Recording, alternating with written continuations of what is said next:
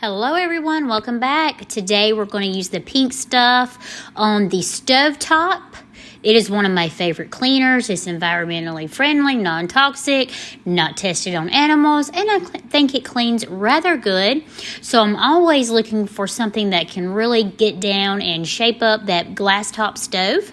So here we go.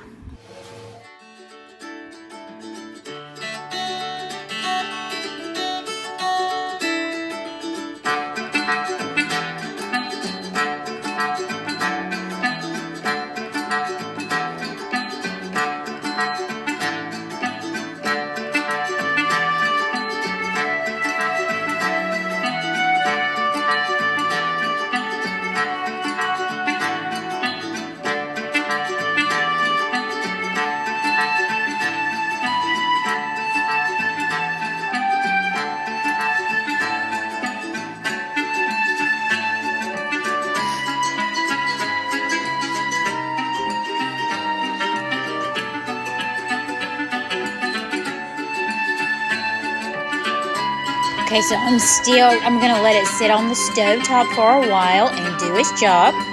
You can see there's some spaces that are layered more than others. That's because the far right eye is used more. So we're going to let it sit and come back.